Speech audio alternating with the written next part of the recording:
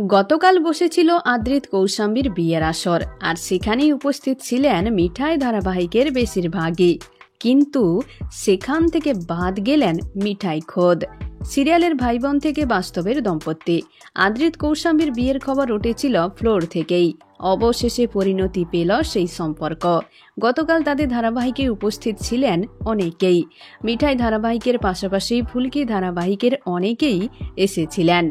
ঐন্দ্রিলা সেন সেই সব মুহূর্তের ছবি শেয়ার করেছেন সোশ্যাল মিডিয়ায়। কখনো তার দিদিয়াকে জড়িয়ে, আবার কখনো দাদা ভাই আদ্রিতকে জড়িয়ে ধরেছেন অভিনেত্রী। ভাইরাল তাদের বিয়ের মুহূর্তও। কেউ কেউ তাদের ভক্তরা এও বলেছেন, কৌশাম্বী আদ্রিতকে সামলে রেখো। কিন্তু গন্ডগোল অন্য জায়গায়।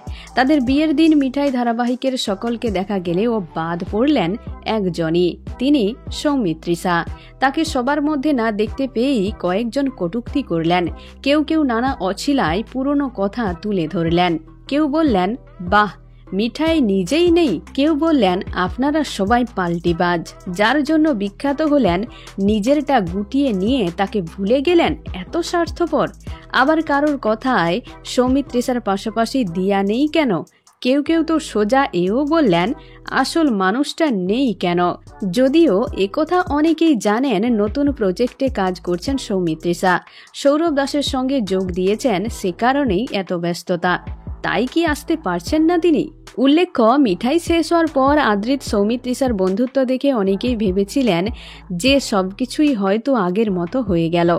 অভিনেত্রী এও জানিয়েছিলেন, এরপর যদি আদ্রিতের সঙ্গে ভালো সুযোগ পান তবে নিশ্চয়ই কাজ করবেন। কিন্তু তাদের বিয়েতে মিঠাইয়ের অনুপস্থিতি যেন অনেক প্রশ্নই উস্কে দিল।